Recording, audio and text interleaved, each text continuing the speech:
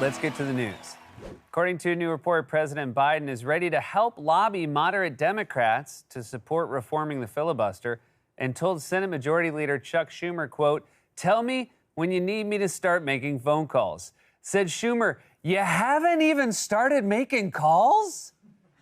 During a speech on Thursday outlining his new plan to fight the coronavirus, President Biden scolded travelers who refuse to wear masks on airplanes. Great, now do shoes. During a September 11th memorial dinner on Saturday, Rudy Giuliani imitated Britain's Queen Elizabeth by marrying his cousin. Supreme Court Justice Amy Coney Barrett appeared yesterday at an event with Senate Minority Leader Mitch McConnell and said she was worried that the public sees the court as a partisan institution, which is kind of like performing at the VMAs with Taylor Swift and worrying that people will see you as a musician. The MTV Music Awards Video Music Awards were held last night. Madonna made a surprise appearance to open the show. The audience was so shocked, they all got out their phones and looked her up on Wikipedia. I know, they're young. I know. The fast food chain Burger King last week unveiled its so-called Keep It Real meal, which partners with several celebrities but uses their real names instead of stage names, though I'm not sure how well the Robert Allen Zimmerman burger will sell. An investigation concluded last week that a recent MTA subway outage that shut down 83 trains was caused by someone accidentally flipping a power switch. Said one man, "So that's what it does." And finally, Facebook has collaborated with the eyewear brand Ray-Ban to release new sunglasses that can take pictures, make phone calls, and play music. On the downside, you're currently sitting on them. Secretary of State Tony Blinken testified today before the Senate Foreign Affairs Committee about the U.S. withdrawal from Afghanistan, but not before trying every other topic first. Okay, before we get to that, who wants to hear what's in Area 51?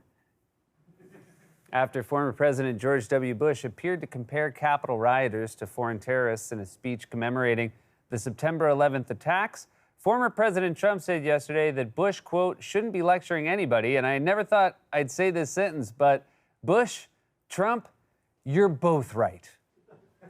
The U.S. will host a virtual summit with global leaders next week called Global COVID-19 Summit, Ending the Pandemic and Building Back Better. In related news, the Mets are hosting a seminar at the Hyatt Regency called How to Win the World Series. Russian President Vladimir Putin is reportedly self-isolating after several members of his entourage tested positive for the coronavirus, and they must have some new variant over there because one of the symptoms is falling off a balcony. A group of Senate Democrats introduced new voting rights legislation today, which would make Election Day a public holiday and require same-day voter registration, while Senate Republicans introduced legislations that you have to have 6 forms of ID, be able to beat the underwater levels in Mario, and reunite Oasis. That's right, Senate Democrats introduced a new voting rights bill which would make Election Day a public holiday, but not for you, Kornacki. 24 straight hours on your feet, no bathroom breaks for Kornacki. House Democrats yesterday proposed new tax increases on corporations, the wealthy, investors, and high-income business owners, and this is weird, they announced it on AOC's dress. After she announced that she has not received the coronavirus vaccine, rapper Nicki Minaj tweeted yesterday that a friend of her cousin received the shot and became impotent after, quote, his testicles became swollen, which is pretty shocking because when I got the shot, it was in my arm. A new study suggests that cows can be potty trained as easily as toddlers. Then I know what the problem is, said your plumber. It's cow. Finally, the annual Met Gala was last night, an event known for the over-the-top avant-garde outfits worn by its celebrity guests. Now, to everyday people, those outfits might just look like a collection of crazy styles, but in the fashion industry, every style actually has a name. For example, you might call my style Wine Dad, or a guy who listens to 3 podcasts. Well, we want to take a look now at some of the most exciting looks from last night's Met Gala and let you in on their official industry names. So here's the first one. We have J-Lo. Here's what she wore. And this look is called the Skindiana Jones. That's what they call it. These are my names. Kim Kardashian was at the Met Gala last night. Let's see what she wore. It's called the Witness Protection. They also kicked around Looking Sharpie. Or Kim is actually at home watching Netflix. Dan Levy was there. He was also there. This is the Puff Zaddy. They also consider calling it that dinosaur that killed Newman. There's a lot of crossover between people who are super into fashion and who have granular knowledge of Seinfeld. Ben Platt, Doogie trousers, or boogie school nights. Rihanna was there looking flawless as ever with her look called longtime listener, very big collar. Next up, we have K-pop star CL, who Shoemaker was most excited about. Drapes Suzette. We also, I like this one. The alt for CL was I forgot I ordered room service. Kim Petras with her dressaged to the nines. That's why there was no laugh. See? Threw the nines on it, fixed it. Lil Nas X, C3PO snap. C3PO snap. Last one up, you guys. ASAP Rocky. Quilty is charged. Also would have accepted a nap Rocky. Or not accepted it. Look, the important thing is I'm just glad it was last. You want to close on the one that just makes everybody go, huh. California Governor Gavin Newsom yesterday defeated a recall attempt by a nearly 2-to-1 margin, and Newsom was so relieved his hair unclenched. After former Vice President Mike Pence told former President Trump during a meeting on January 5th that he didn't have the power to overturn the 2020 election, Trump reportedly said, "But wouldn't it be almost cool to have that power?" You're asking Mike Pence what's cool? Well, yeah, I guess that would be cool, but then again, so is Godspell.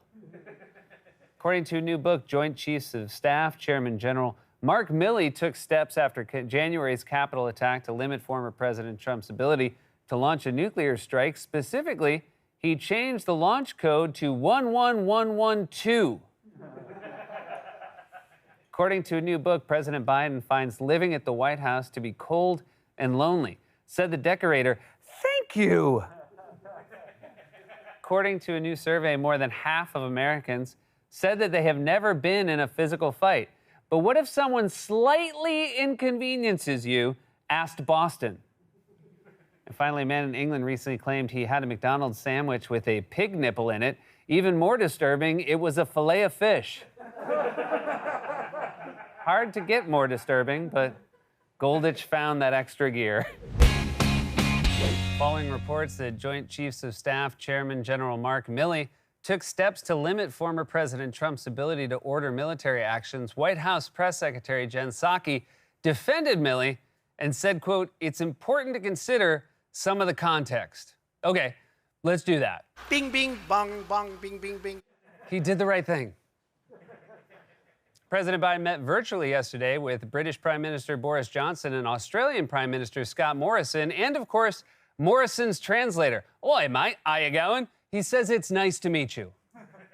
Ahead of the Justice for J6 rally on Saturday in support of the Capitol rioters, Republican Senator Lindsey Graham told reporters, quote, "If anybody gets out of line, they need to whack them." That's pretty tough talk for someone who definitely calls the police on spiders. "I flushed him, but he's crawling back up.